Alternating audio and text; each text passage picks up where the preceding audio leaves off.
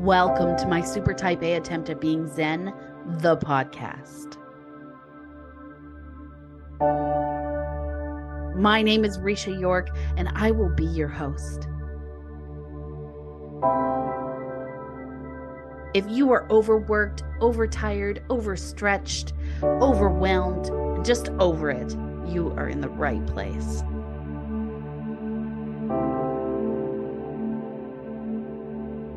We like to say we are currently working towards Zen-ish.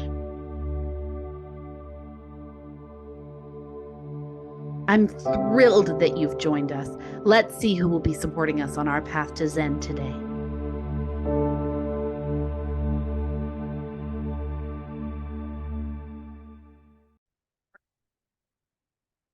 Welcome back for part 2 with Gayle Charach.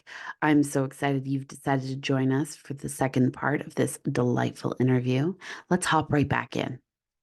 Last week's module in my learning was all about going from those of us who are hyperachievers who need to feel like we're in control all the time as well. Yeah. How do you step back from that and just learn to surf? Yeah. Just learn to go with the flow, again, my day was so insane with that I wrote the letter to the editor. It propelled me into action because I was just so frustrated. I went off to an appointment. I came home. There was this article this email right away from a reporter saying, I want to do a story on this. And I was like, yes, because it's not just me. She came back to the hospital yesterday. She said, Gayle, it spurred a bunch of phone calls from people saying, what if my dad's name isn't that? Yeah. What if I don't have a Gayle to advocate for me? 100%. So this is the other, I'm in that same, I'm sitting in a hospital hallway that is literally, if I tell you, it's like what you see on TV of war zones. That's what it looks like. Every wall is lined with stretchers. You've got people groaning, you've got moaning, you've got the lights, you've got the machines, there's so much stimulation. Of course, for somebody who's highly empathetic, I'm feeling all the feels. Yeah, that's a lot. And women who, people who are lying there who don't have an advocate with them. Excuse me, can you find me a nurse, please? Yeah. And you're trying, it's so hard to be in a space like that.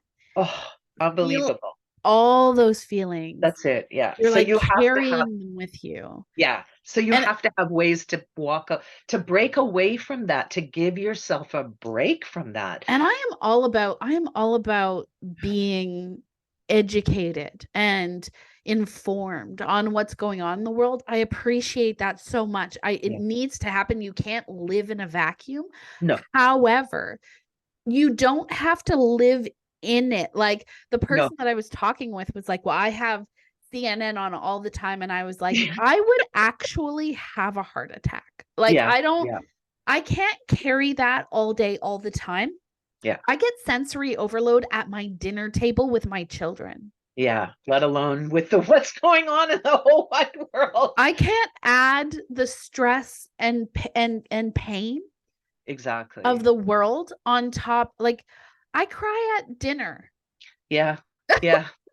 That's it. I mean, somebody called me yesterday because they'd seen the article, was a cousin of my dad's, is what's going on? Oh my gosh, da da da da da da. And I'm like, I talked to her for a while, but I had to cut her off. I said, I'm sorry, because what I found was that her judgment and all of that was now riling me up instead, right? So it's agitating my nervous system. You feel it. Which was already agitated. Yeah. So I had to put a halt to the conversation and say, I'm sorry, my dad needs me. Yeah, it's such a challenge for people who are highly empathetic because we have to learn to set boundaries, to be like, sorry, no, Totally. I cannot have that right now. Exactly. This is what I have capacity for and what's within my control.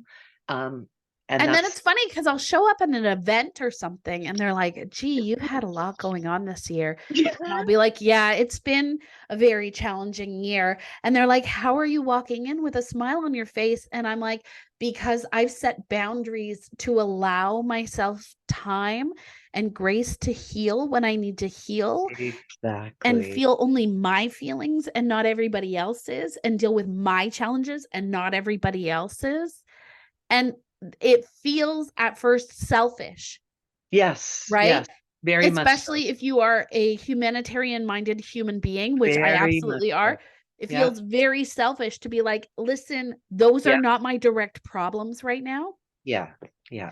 Yeah. But what I keep telling people too is when you come to the table dealing with your immediate surroundings with love and peace and understanding and acceptance, and you're taking all of those values that you have within you and you're Yeah. projecting them out into your immediate community, that has a ripple effect. Completely. Completely. It's all attitude. It's all attitude. And what we bring to the attitude that we bring is the situation that we will create for ourselves, Yeah. right? So So kind of absolutely. on that note, in your experience, what are the most common barriers to resilience? What Oh, such a good stops question. people from being able to bounce back?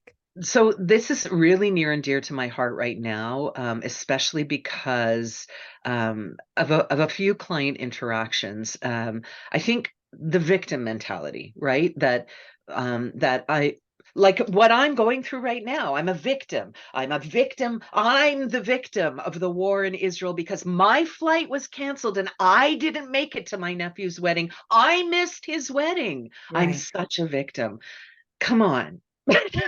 I mean, I could swim in that, or I could pull myself out of that and say, what's the gift in this? Well, the gift was that as I was preparing for a meeting, I was in the washroom, heard my phone ring. My niece, bless her heart, text or was WhatsApping me into the wedding.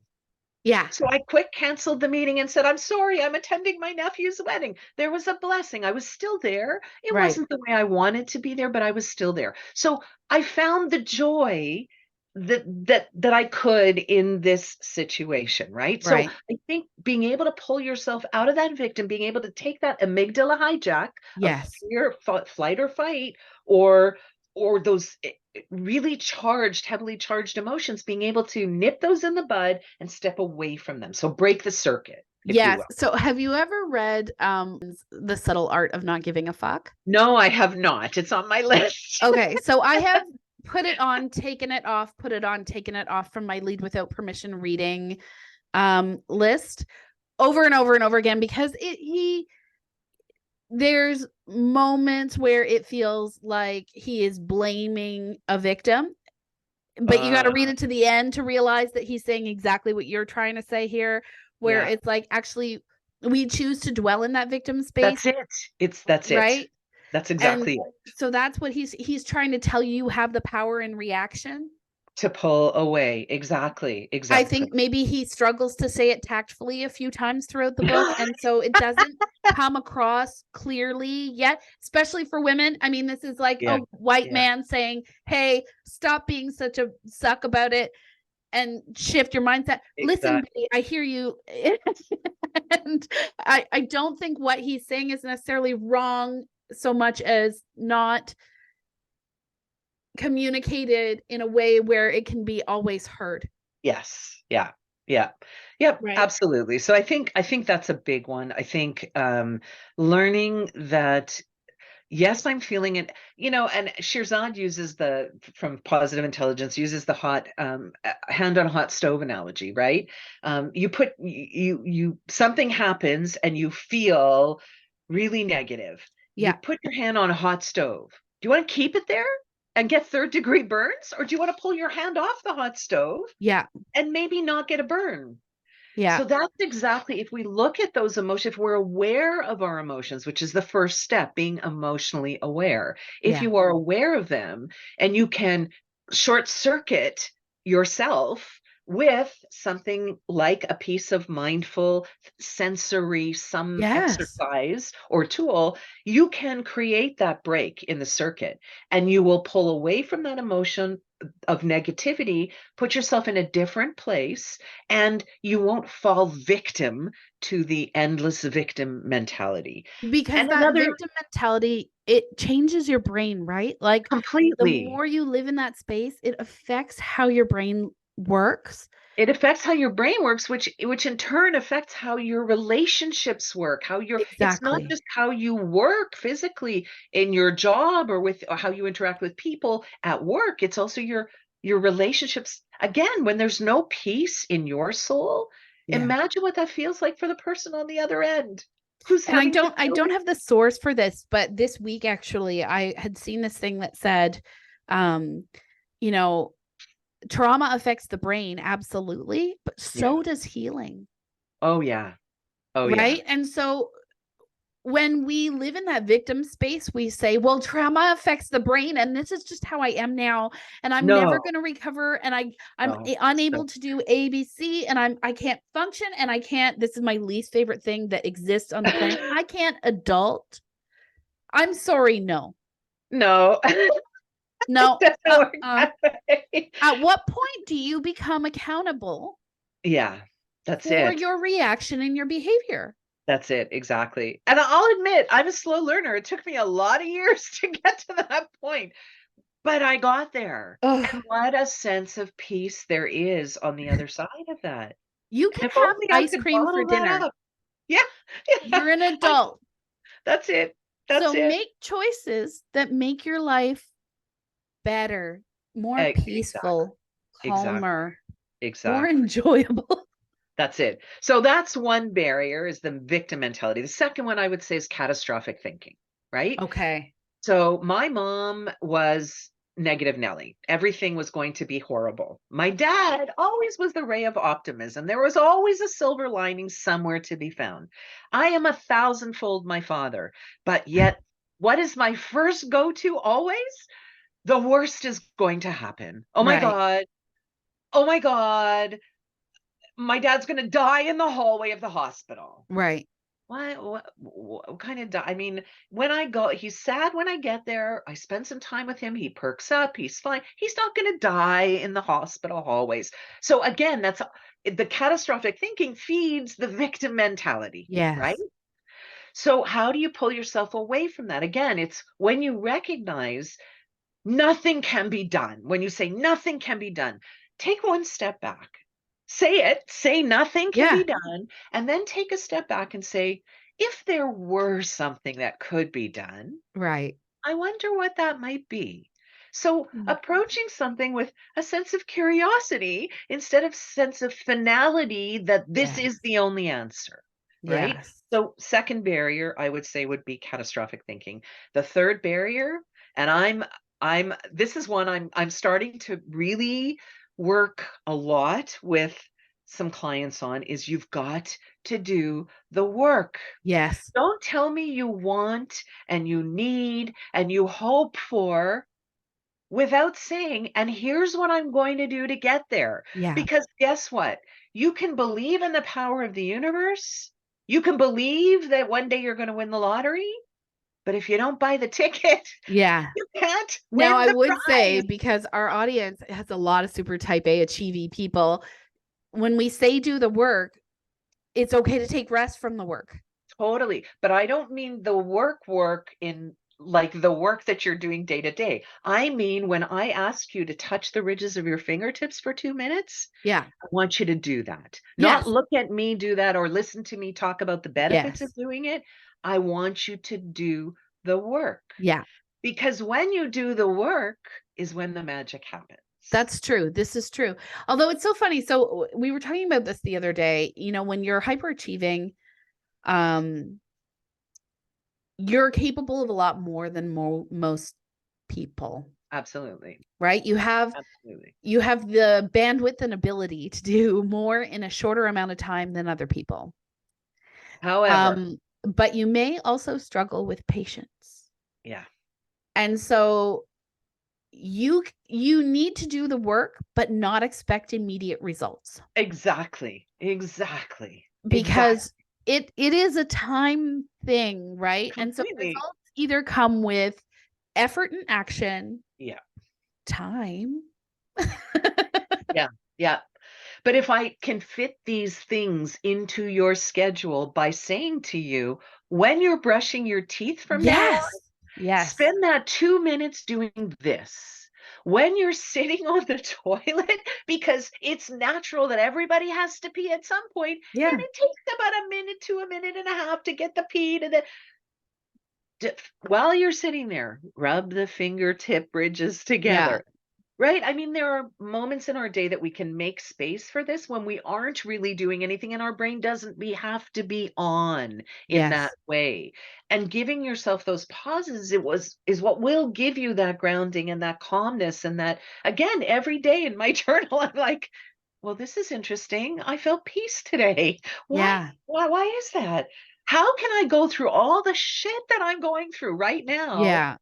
and I can still smile and I can joke and I can be calm and I do, I feel calm. Yeah. I'm worried, I've got concern, I've got all of that, but I'm Yeah. calm inside. And a And lot of that it is too, like when so you say catastrophic thinking, I think we move our brain into the future. totally, And when we totally. Yeah, live in the future, we live yeah, in the world of anxiety, right? Because you don't know exactly. what's going to happen. Because You're it's not, unless unknown. like you're Yeah, psychic and I don't know that. yeah. But truly, like, unless you are a fortune teller and you You have don't that know. beautiful gift, Yeah, what are you doing trying to assume how the world is going to unfold? totally true. Totally true. So Right? profound. Yep, So Byron absolutely. Katie is incredible at picking this apart. I don't know if you've ever read the book Loving What Is, but she is magical Mm, and I use her book in my work. And one of my favorite things she says in it is that true? And then it's she so says true. again, Yeah. no, but is that really true? Yes, yes, yes. Because we tell these stories about the future. And when we get into catastrophic thinking, that's what that is. That's storytelling. It is. It completely is because you don't know the ending. You're absolutely right. It's not You're founded in absolutely right. fact. Yeah. It Yeah. didn't actually happen. We're Yeah. living in a world that hasn't existed yet. It's made up. It's completely made up. And I am all for, I mean, I'm not, I have readily admitted on this podcast before, like efficiency actually turns me on.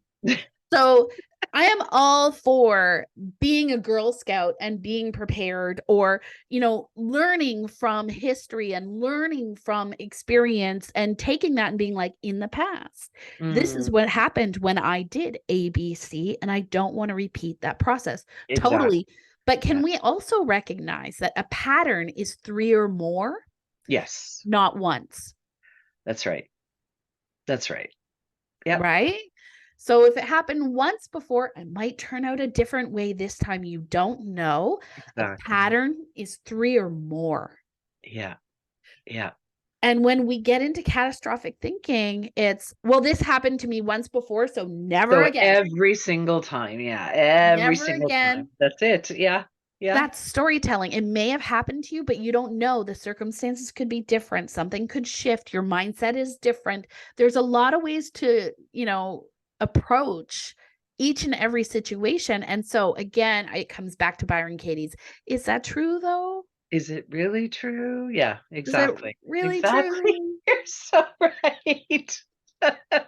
It's so true. And there's something about, I mean, as a small child, I sat through a lot of AA meetings. My mother worked for, she was a counselor and then also the director of the detox. Oh, wow. And so I sat through a lot of AA meetings. And when you listen to the verbiage around that, a lot of it is like you're telling stories about how other people Mhm. feel about you, about catastrophic thing, about if I walk into a bar, I'm going to drink. Is that true? Yeah. If you walk into a bar, Write you it. can have a 7 Up. Yeah, yeah, There's a lot of options on the table here. Now, should yeah. you expose yourself if you are still feeling, vulnerable Yeah, to things? exactly. No, probably not. Right. Yeah. But the story's not written yet. No, no.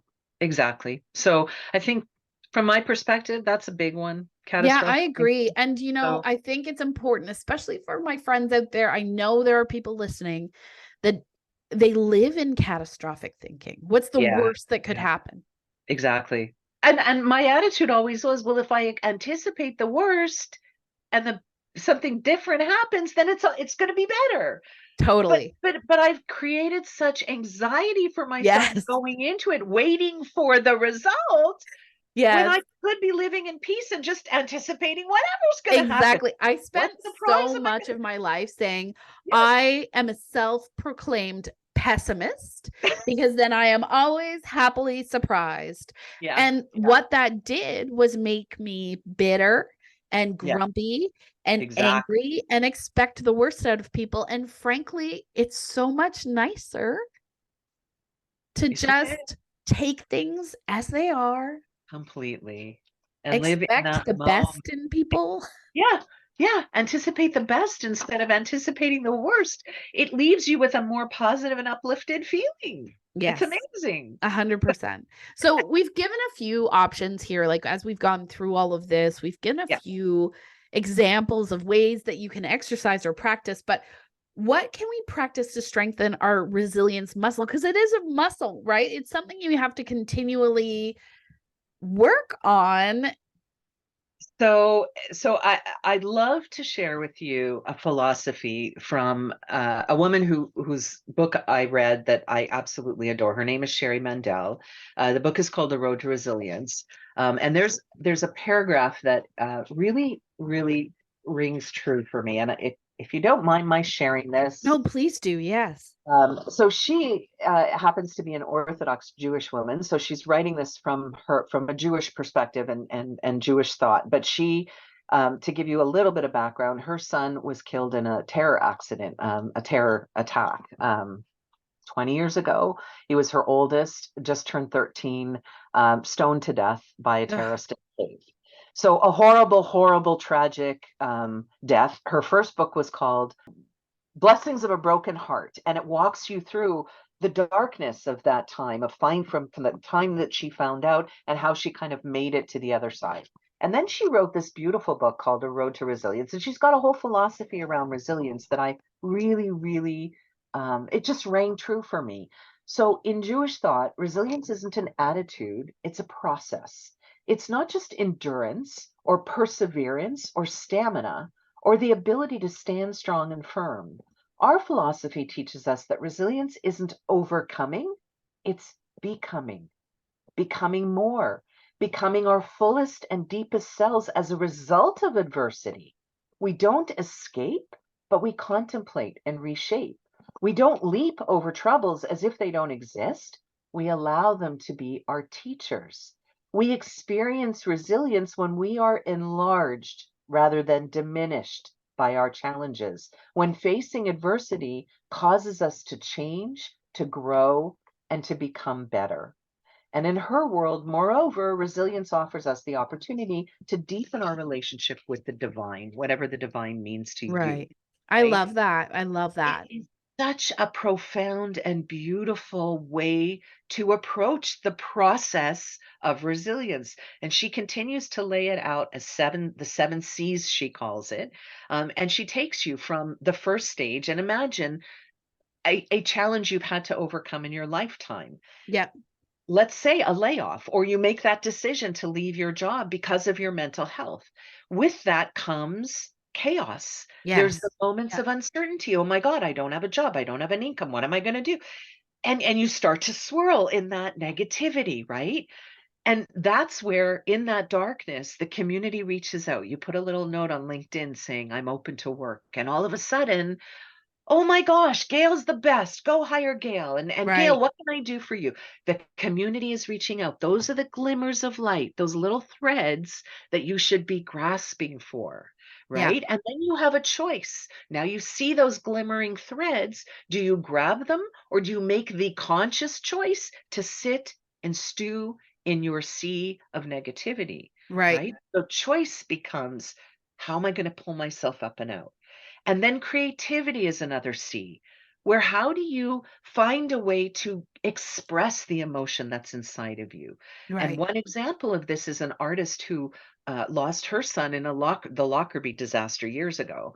And as an artist, she needed a means to express everything she was feeling. So she created a sculpture of a beyond life-size woman who was frozen in the position of anguish in the moment that she found out the devastating news. Well, Right. other people got wind of this project, and they came wanting to pose for her as mothers who'd lost children in their pose when they found the news. So you've got statues of women screaming to the skies and Yeah. statues of women, but and this was her creative outlet. Right. Go take a yoga class. Go it your practice isn't going to be perfect in that moment, but it's an outlet to Yes. express yourself, right? You Yeah. can't hold it in. So creativity became the next one.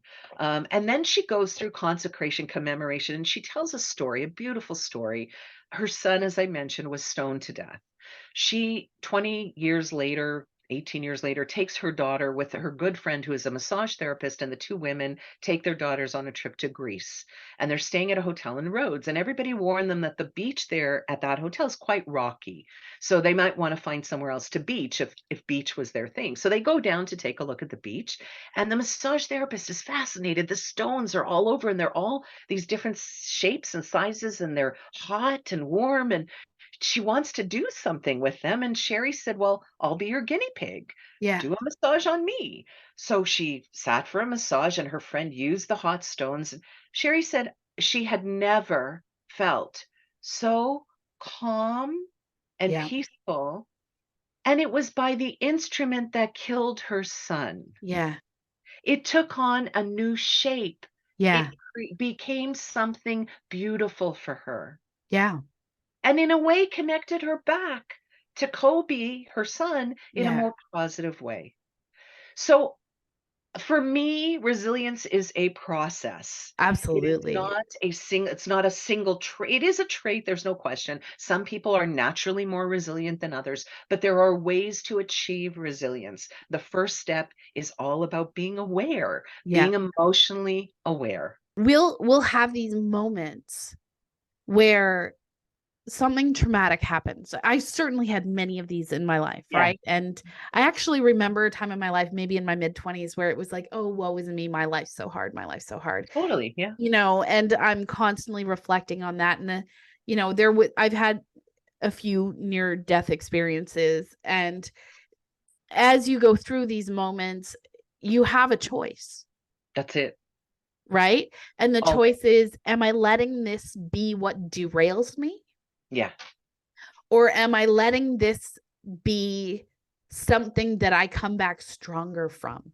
Exactly. So for me, resilience is not bouncing back, because bouncing back means you're going back to something that potentially wasn't a good Well, and place you'll to be, never be. and it You'll will never be forever again. be Exactly. changed Exactly. from So trauma. totally. So resilience is not about bouncing back, especially from a coaching perspective. It's about moving forward. So it's about, how do you take these terrible things that are happening in the Yes. world, to me, to my family, all of these feelings, and turn it into something meaningful. Yes.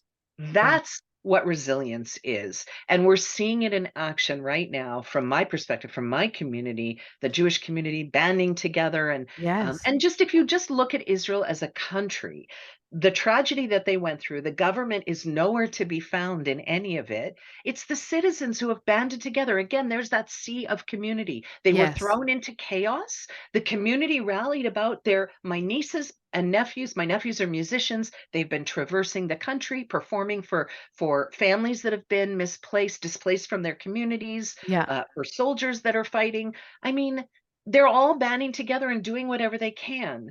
I Mhm. sit on the board of the Ben Gurion University, which sits in Beersheba, which is in the south of Israel, and their hospital took the majority of the people that came in as casualties, and they lost an incredible number of staff and Yeah. students to the music festival, to the terror attacks. Yeah. They've turned themselves now into a resilience center. Right. And literally, the students banded together and they started co-opting rooms. And this room we're gathering supplies for families that had to leave their home with literally the clothes on their back. Yeah. So here, this room is for kids' clothing. This room is for women's clothing. This room is for toys. This room is for shampoo and notions. Yeah. And it's And the about looking for university is those trying. helpers, right? Is it That's it. who was it? Mr. Rogers said, look for the helpers, Look for the helpers. That's it. That's it. Exactly. right? And there are helpers. There And are. community is such a big part of resilience. Resilience doesn't mean you have to do it alone. Yes, you have to be resilient, but remember that there's always a community of people around you. I And think there, look for those threads. That's Yes. all. And I think it's important to note, like, I know when I lived in Toronto, for instance, I had never felt more lonely. Yes. Like Yes. community doesn't necessarily mean you're surrounded by No. people. No. And I think it's important to know that, like, if you're a listener and you're in a big city and you feel alone, the community part are the people you're going to connect with. So it's going to Exactly. be people you have shared values with. It's going to be people that you Exactly. have shared goals, and you have to join. You're not going to be able to find that community from the couch in your living room. That's exactly right. I You had might to knock on your door how many times to say, Risha, I'm trying to build a new community for myself of coaches, and your stuff is resonating with me. And so it took me, I think, 3 knocks on your door did before it you really? finally answered. Yeah, yeah, yeah. Like, oh, because you were very busy at the time, which I remember that. You had like 10,000 things going on. And it was the outreach about the podcast that really brought us together. But as far as I'm concerned, you are part of my community, Risha, Yes, right? I I mean, this is appreciate that. so we don't live in the same city. We've never physically No, met one yeah. another.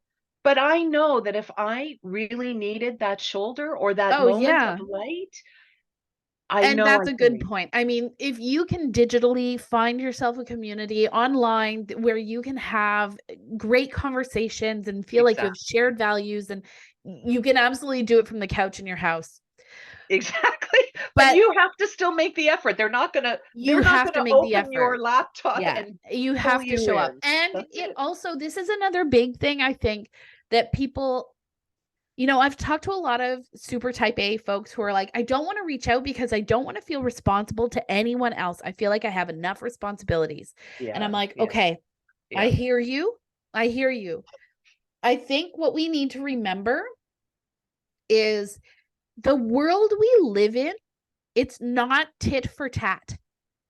No. It's No. not, I'm here for you, so you have to be here for me. It's not, I'm going to show up for you, so when I come calling, you better show up for me. We Exactly. all show up how we're capable of showing up when we're capable of showing up. There is no expectation or responsibility. If you have something in your mind that says, I expect someone to show up for me, Yeah. Yeah. I have a really hard thing for you to hear. This world owes you nothing. Yeah. Yeah.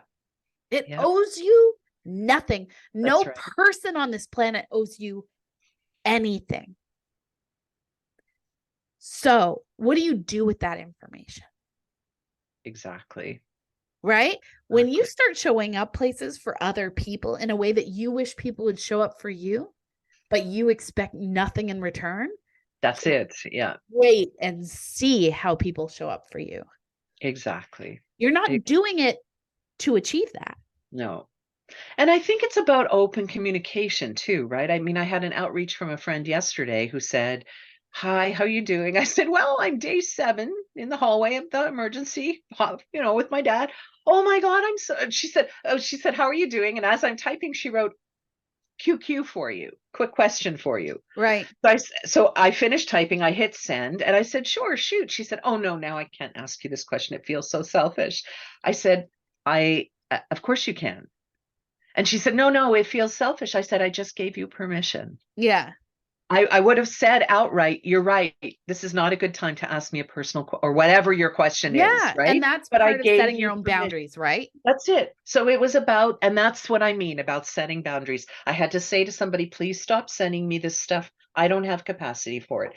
Yeah. You want to ask me a question? Now is a good time. Yeah. 10 minutes ago would not have been a good time, and I would have told you so." And sometimes it's a welcome distraction. Like, Totally.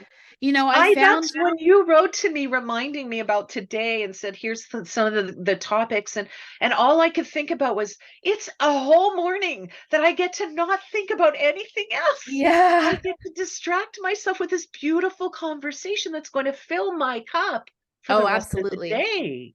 That's how I feel about every time I record one of these podcasts, if I'm being completely honest. It is my favorite part of the week.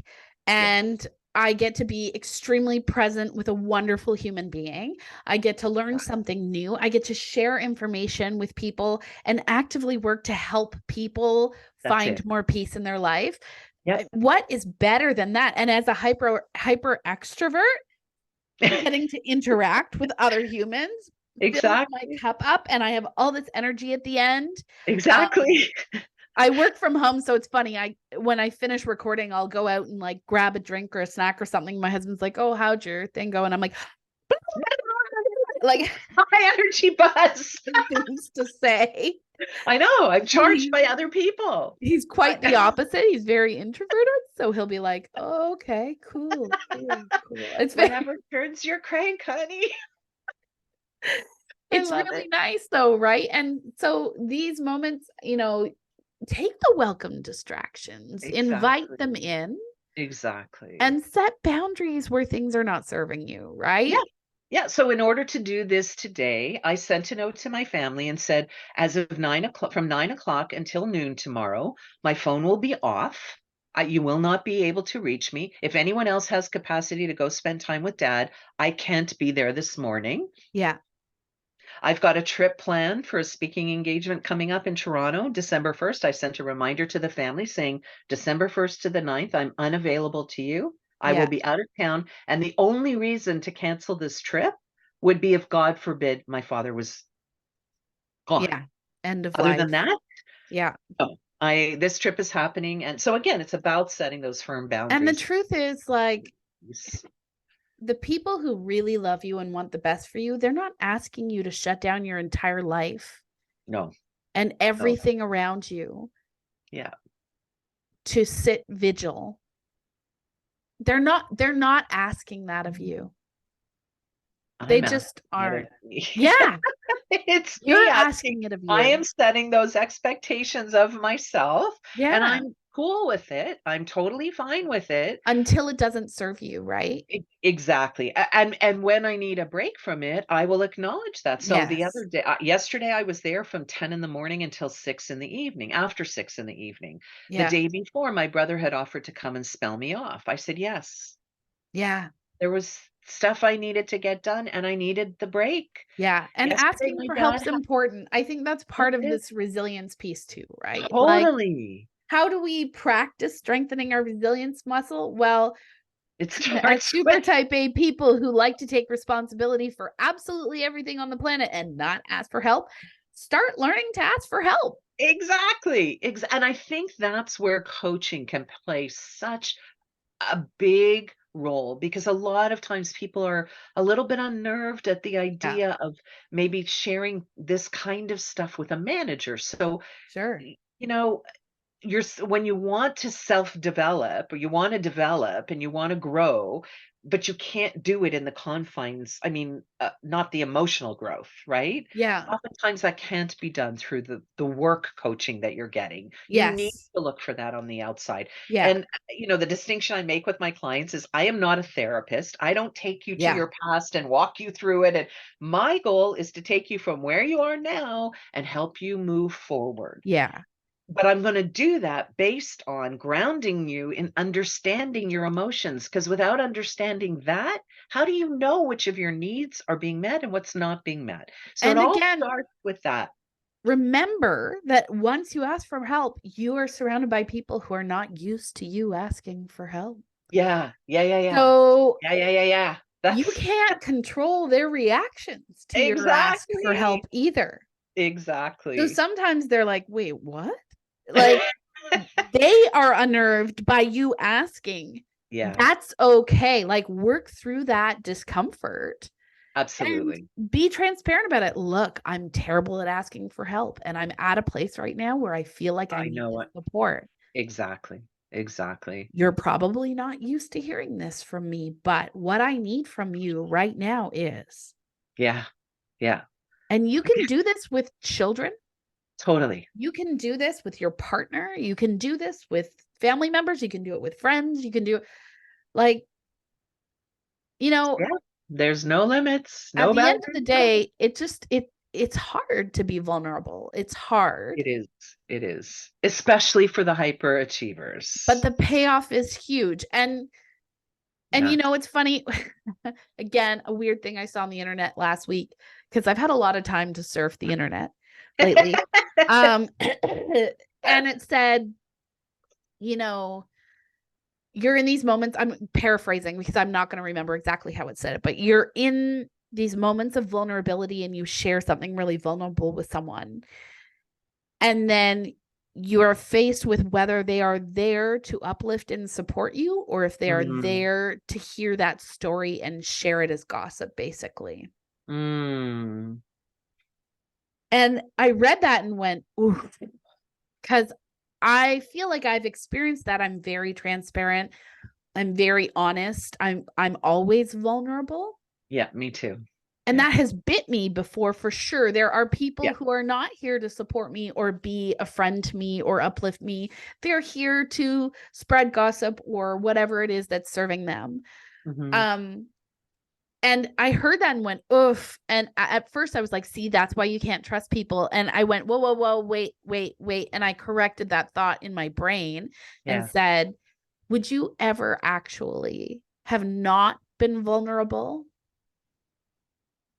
just because in the off chance that this, this person, that's expecting the worst out of people, not expecting the best?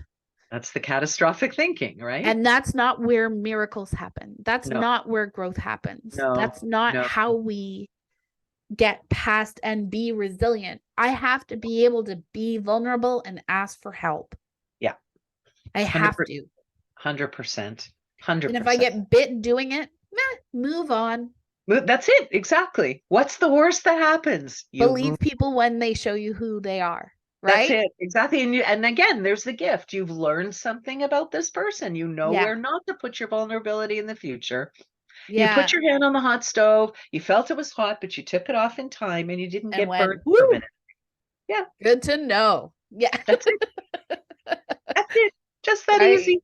I mean, I love to give people the opportunity to show up and be their best selves for me and for other people. I want to keep giving people that opportunity. Agreed. Totally agree. I also believe always in the best of people and am perpetually disappointed when I don't get the best, but it doesn't make me stop wishing for the best. And I think an optimistic attitude is a great part of resilience, right? And you've got to be able to see the hope. You've got to be able to find the glimmers of light. I think that's also, a strength we have when we're super type A, is that we do expect the best out of people and we have extremely high standards. The part where we get disappointed is that sometimes our standards are a little too high and we need to adjust them and learn grace and understanding. That's where I think our biggest learning space is. Completely. For ourselves and others. That's it. When you recognize that judge inside of you is not only judging you, but putting its glasses on you so that you can now judge others through that lens and judge the circumstance through that lens. So instead of looking at the whole situation of the world blowing up as an inconvenience to me, right? I mean, pull back from that and say, no, that's not the way it really is. And what is the gift I can find in this challenging situation? Yeah. Well, the gift was that I could still celebrate this wedding. I could set up a little WhatsApp group and send daily love notes to my nieces and nephews in Israel. I mean, there are ways to find gifts, and the messages I get back from them are precious, right? There's ways to find a gift in everything. And again, that's a big part of resilience, optimism, the hope, the not catastrophic thinking, and practicing just being in the moment. Yeah. Perspective is everything. It can change your entire world. 100%. Your entire world. Thank you so much, Gayle, for being here with me today. It was my pleasure. It was my absolute pleasure. I would love to do this every day with you. Time with you is precious. So thank you for the opportunity. And again, I'm always happy on the topic of resilience to espouse all my wisdom. There's 60 plus years of it here. Lots of gray hair to show that I've been through the ringer, and I'm still standing and I'm still smiling. Well, I'm so appreciative of your time with us today. And I'm sure our listeners took something away today, because this was such a beautiful and understanding conversation. And I love talking through these things to help people understand ways that they can find a little bit more peace, a little bit more balance. And if you're listening, join us again. We have some pretty exciting people who come and sit and chat with us about this topic. And it's just, season 2 is pretty exciting, folks. And Woo-hoo! You are not even going to believe the people that are going to cross our paths during this season. And I'm already planning for season 3. We've had such a great influx of interest in being part of this podcast, and we've actually started to really spike in listenership too, which is amazing. So please join us again. We're delighted you joined us this time, and thanks again, Gayle. You are just such a gift to be around.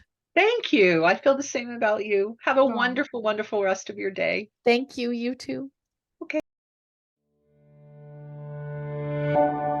Thank you for listening. Like and subscribe to our channel wherever you listen to podcasts. Visit www.yorkmotivational.com for more information on my Super Type A Attempt at Being Zen, the coaching program, Lead Without Permission, or visit our contact page to reach out to Risha.